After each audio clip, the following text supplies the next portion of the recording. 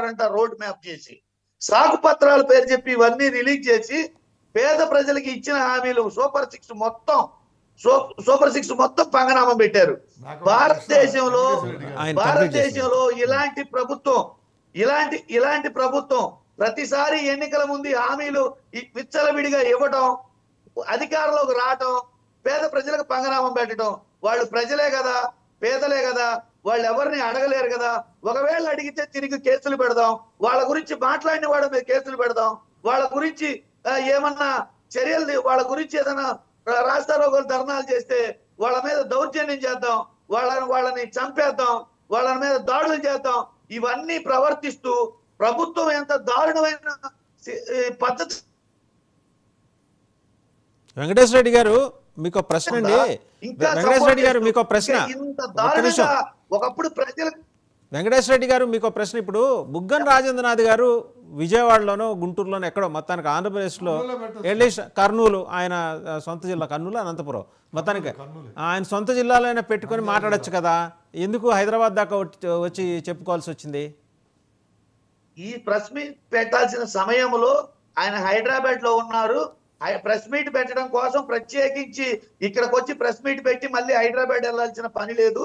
ఆ press meet ఆయన చెప్పాడు, ఆ ప్రెస్ మీట్ లోనే చెప్పాడు, నేను హైదరాబాద్ లో ఉండడం వేరు.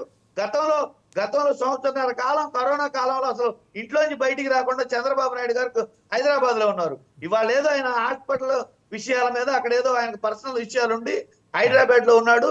కేవలం ఈ ప్రెస్ మీట్ పెట్టడం కోసమే ఆంధ్ర రాష్ట్రం వచ్చి ప్రెస్ మీట్ పెట్టి నేను మళ్ళీ అక్కడికి వెళ్ళాల్సిన పని ఏం లేదు, ఇప్పుడు టెక్నాలజీ వచ్చింది, ఎక్కడున్నా ఉన్నారు కాబట్టి నేను మాట్లాడుతున్నానని చెప్పారు. కానీ అసలు ప్రెస్ మీట్ ఎక్కడ పెట్టారనేది పాయింట్ కదా ఇక్కడ. ఖచ్చితంగా పాయింటే అండి, ఖచ్చితంగా పాయింటే. ఆంధ్రప్రదేశ్ లో చెప్పుకునే ధైర్యం లేదా మీకు? ఖచ్చితంగా పాయింటే. మీరు మాజీ ఆర్థిక మంత్రి అండి, మీరు మాజీ ఆర్థిక మంత్రి, you are answerable to the public of Andhra Pradesh. మీరు అక్కడ పెట్టుకోకుండా మణిపూర్లోను, అస్సాంలోను, హైదరాబాద్లోను పెట్టుకుంటారంటే ఏంటి? ఇప్పుడు కూడా ఆయన చంద్రబాబు గారు హైదరాబాద్ అని చెప్తున్నాడు, మళ్ళీ ఆయన అదే విమర్శ చేస్తున్నాడు, మళ్ళీ సమర్థించుకుంటున్నాడు. రైట్, ఇప్పుడు మరి వైసీపీ ప్రభుత్వం చేసినవన్నీ కూడా, మీరు చేసినవన్నీ కూడా ప్రభుత్వం మీద మీరు ఆపాదిస్తున్నారు. మీరు లిక్కర్ మొత్తం. ఒక్క నిమిషం సార్, ఆయన కంప్లీట్ చేయండి. ఆయనకి లాస్ట్ లో వచ్చారు, ఆయన కంప్లీట్ చేయండి. వెంకటేశ్వర రెడ్డి గారు ఎలక్ట్రిసిటీ రేట్లు పెంచమన్నారు. ఒక్క నిమిషం అండి, ఆయన కంప్లీట్ చేయండి. చెప్పిన మాట మీద ఒక్క మాట మీద లేరు మీరు. ఆయన కంప్లీట్ చేయండి. మీరు చేసిన పనులన్నీ కూడా. చౌదరి గారు ఆయన మాట్లాడియండి, ఆయన మాట్లాడండి, చివరిలో వచ్చారు ఆయన. రైట్. ఇప్పుడు ఇచ్చిన హామీలన్నింటినీ తొంగలో తొక్కి మేము చేయలేము అని ఒక ప్రభుత్వం కానీ, ఒక మనిషి కానీ, ఒక వ్యక్తి కానీ అంటే దాన్ని సమర్థిస్తూ మళ్ళీ మాట్లాడుతున్నారు అంటే, ఇంటింటికి వెళ్ళి సూపర్ సిక్స్ గురించి మేనిఫెస్టోలు పంచి, పాంప్లెట్లు పంచి, ఇంటింటికి వెళ్ళి ఓట్లు అడిగి, అటు వీడియోలు పెట్టి, బహిరంగ సభల్లో చెప్పి, మేనిఫెస్టో అంశాలు పెట్టి ఈ రోజు మేము ఇవ్వలేము అన్నారంటే, అని కూడా సిగ్గు లేకుండా డిబేట్ లోకి వచ్చి మళ్ళీ మాట్లాడే ధైర్యం ఉంది అంటే మీరే సిగ్గు లేకుండా మాట్లాడుతున్నారు. వెంకటేశ్వర రెడ్డి గారు మీరు సిగ్గు లేకుండా సిగ్గు వదిలేసి మాట్లాడుతున్నారు. మీరు వైసీపీ ప్రభుత్వంలో నవరత్నాలు అని చెప్పి ఇంటింటికి తిరిగి పంచి ఆ నవరత్నాలన్నింటి కూడా తొంగలో తొక్కి లిక్కర్ బ్యాన్ పెడతా ఉన్నారు. ఏది నిషేధం లేకుండా రేట్లు పెంచి చీప్ లిక్కర్ పెంచారు. ఎలక్ట్రిసిటీ అన్ని చేస్తా ఉన్నారు, ఎలక్ట్రిసిటీ రేట్లు పెంచారు. మీ మీద విమర్శిస్తే వాళ్ళ మీద కేసులు పెట్టారు. మీరు చేసిన తప్పుడు పనులన్నీ కూడా సిగ్గు లేకుండా సమర్థించుకుంటూ వేరే వాళ్ళు మాట్లాడటానికి మీకు సిగ్గు ఉండాలండి. రైట్. ఫైనల్ గా రామ్ కుమార్ గారికి ఒక ప్రశ్న అండి. రైట్, సిగ్గు లేకుండా మాట్లాడుతున్నారు మీరు. రైట్, ఒక్క నిమిషం అండి. రామ్ కుమార్ గారికి ఫైనల్ గా టైం కూడా కావస్తుంది. రామ్ కుమార్ గారు ఒక ప్రశ్న.